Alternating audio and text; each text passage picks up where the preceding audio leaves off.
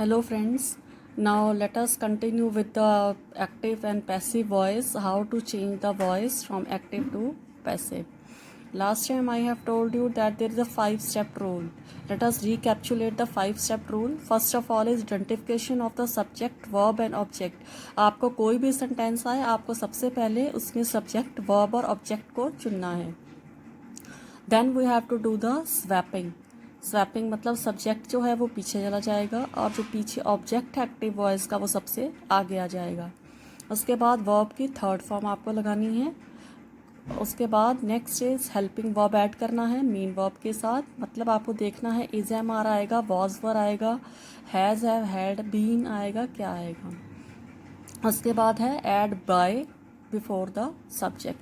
अब हम देखने जा रहे हैं डिटेल्ड रूल्स, मतलब कैसे हमें चेंज करना है. सबसे पहले मैंने आपको बोला है subject of the verb become object of the verb become subject. अब मैं एग्जांपल के थ्रू आपको समझाने जा रही हूँ. अब आप ये देखो, ये मैंने यहाँ पर एक्टिव वॉइस का सैम एग्जांपल लिया है, ही प्लक्ड अ फ्लावर. अब जब मैं इसको पैसिव वॉइस में कन्वर्ट करने जा रही हूँ तो मुझे जो फ्लावर है जो सबसे पीछे दिया हुआ है वो मैं सबसे आगे ले आऊँगी. ए फ्लावर सबसे आगे लिख लिया. उसके बाद मैंने बोला है कि जो सबसे आगे लिखा हुआ एक्टिव वॉइस में सब्जेक्ट जो है वर्ब प्लक्ड का वो हम सबसे पीछे ले आएंगे. अब वो क्या बन गया, हिम. अब आपको पता है उसके साथ बाय भी ऐड होगा तो हमने बाय हिम कर दिया. अब प्लक्ड थर्ड फॉर्म ऑलरेडी है, वो प्लक्ड ही रहेगा. अब इसके साथ वॉज क्यों आया ये चीज़ अब हम आगे देखने जा रहे हैं. अब आपको ये भी देखना है कि जो आगे लिखा हुआ है मतलब इसके चेंजेस कैसे करते हैं हम. जो हम इनके चेंजेस करते हैं वो इस वे में करते हैं. देखो, अगर आपका सब्जेक्ट लिखा है आई, मतलब अगर वहाँ लिखा होता आई प्लक्ड अ फ्लावर तो यहाँ पर आई का क्या बन जाता, मी बन जाएगा. अगर वी लिखा है तो अस बन जाएगा. अगर यू लिखा है तो वो यू ही रहेगा. अगर ही लिखा है तो हिम बनेगा. अभी आपने देखा होगा मैंने नीचे एग्जाम्पल में ही का क्या बनाया था, हिम बनाया था. तो ये तो आपको याद रखने पड़ेंगे. शी का हर बनेगा बाय हर, दे का बाय डेम बनेगा. इट जो है वो थर्ड पर्सन है, वो इट ही रहेगा. अगर किसी का नाम दिया हुआ है, सपोज आपको राज प्लक्ड द फ्लावर्स या जॉर्ज प्लक्ड द फ्लावर्स, तो नाम जो है वो वही रहेगा, बस हम उसके आगे बाय को ऐड कर देंगे. तो ये तो आपको याद रखने पड़ेंगे. Next thing is third form of verb. आपका टेंस कोई भी हो, आपने वर्ब की थर्ड फॉर्म ही यूज़ करनी है, ये आपको याद रखना पड़ेगा.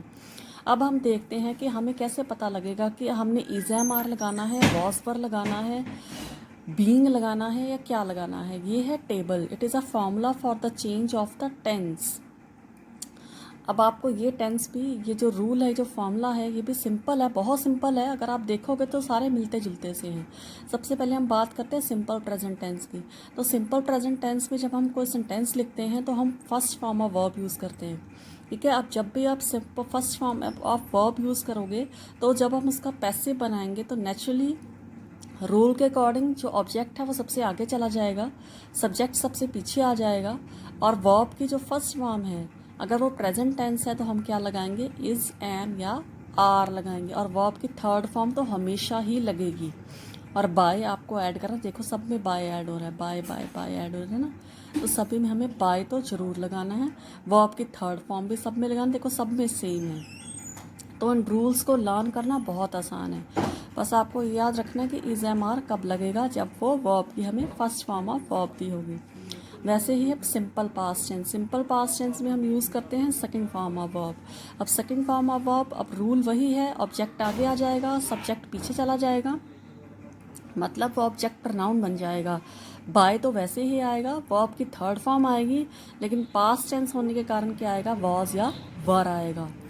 उसके बाद है सिंपल फ्यूचर टेंस. अब सिंपल फ्यूचर टेंस में वी ऑल नो वो यूज़ शेल विल, और शेल विल के साथ कभी भी वर्ब की कोई और फॉर्म नहीं, सिर्फ वर्ब की फर्स्ट फॉर्म ही यूज़ होती है. तो वही रूल है, ऑब्जेक्ट प्लस शेल विल ही रहेगा. लेकिन इनके साथ अगर आपके सेंटेंस में जब हम पैसिव वॉइस कन्वर्ट करेंगे तो शेल विल के साथ क्या लग जाएगा, बी लग जाएगा, शेल बी विल बी. बाकी रूल वैसा ही है. अब आ जाते हैं हम प्रेजेंट कंटिन्यूअस का. जब भी हम कंटिन्यूस, अब चाहे आप प्रेजेंट कंटिन्यूस बोलो, चाहे पास्ट कंटिन्यूस बोलो, चाहे फ्यूचर कंटिन्यूस बोलो, कंटिन्यूस वर्ड जहाँ लग गया उसका मतलब क्या है, वर्ब के साथ आपको आईएनजी लगा जरूर मिलेगा। याद रखो, आई कंटिन्यूस का मतलब ही वर्ब के साथ आईएनजी है। जैसे playing, drinking, sleeping, writing, ING add हो गया तो वो कंटिन्यूस टेंस होता है। अब से प्रेजेंट कंटिन्यूस टेंस में is am are plus ING, verb plus ING होता है। तो रूल वही है, इज एम आर ही रहेगा। आपने ये चीज़ ध्यान में रखनी है। जब हम एक्टिव से पैसिव वॉइस में कन्वर्ट करते हैं तो इज एम आर ही रहता है, वर्ब की थर्ड फॉर्म ही बनेगी। तो क्वेश्चन अराइज होता है तो आईएनजी कहाँ जाएगा, आईएनजी का हम क्या बना देंगे, बीइंग बना देंगे। क्या बना देंगे, बीइंग बना देंगे। बाकी सब वैसे ही है, बाय ऐड होगा और ऑब्जेक्टिव प्रोनाउन पीछे आ जाएगा। वैसे ही आप पास्ट कंटिन्यूस में देखो, पास्ट कंटिन्यूस मतलब वॉज वर और आईएनजी। अब वॉज वर ही रहेगा, वर्ब की थर्ड फॉर्म आ गई तो आईएनजी कहाँ एडजस्ट करेंगे, आईएनजी को एडजस्ट करने के लिए हमें क्या लिखना पड़ेगा, बीइंग लिखना पड़ेगा। Next is future continuous. अब फ्यूचर कंटिन्यूस में will shall plus verb plus ING. अब विल शैल तो वही रहेगा, वर्ब की थर्ड फॉर्म बनेगी, लेकिन आईएनजी कहाँ जाएगा, बीइंग बन जाएगा। तो आप देखोगे सारा रूल सेम है, सिर्फ आपने क्या ध्यान में रखना है, इज एम आर ही रहेगा, वॉज वर ही रहेगा, विल शैल ही रहेगा। हमने सिर्फ आईएनजी की जगह सब में क्या ऐड कर देना है, बीइंग ऐड कर देना है। अब हम आते हैं प्रेजेंट परफेक्ट टेंस की तरफ। प्रेजेंट परफेक्ट टेंस में आपको पता है हैज़ हैव दिया होता है। प्रेजेंट परफेक्ट में has have plus third form of verb दी होती है। अब हम इसको चेंज करेंगे तो आपने हमेशा ध्यान में रखना है, अगर आपके एक्टिव वॉइस में हैज़ हैव है तो हमने क्या लगाना है, बीन ऐड कर देना है, बीन। अगर आईएनजी है तो बीइंग ऐड कर देना है, अगर हैज़ हैव है तो बीन ऐड कर देना है। थर्ड फॉर्म ऑफ वर्ब हर जगह लगेगी, वो एज इट इज़ है। वैसे ही पास्ट परफेक्ट टेंस है, अगर आपका हैड लिखा है तो हैड का हैड बीन बन जाएगा। ऐसे फ्यूचर परफेक्ट टेंस है, विल शैल हैव है तो विल शैल हैव बीन बन जाएगा। तो ये रूल्स आपको याद रखने पड़ेंगे, बहुत सिंपल ट्रिक है। सिर्फ इतना याद रखो, वर्ब की थर्ड फॉर्म हर जगह लगती है, बाय हर जगह ऐड होता है, सब्जेक्ट ऑब्जेक्ट सब्जेक्ट बन जाता है, आईएनजी है तो बीइंग लगाना है, हैज़ हैव हैड है तो बीन लगाना है,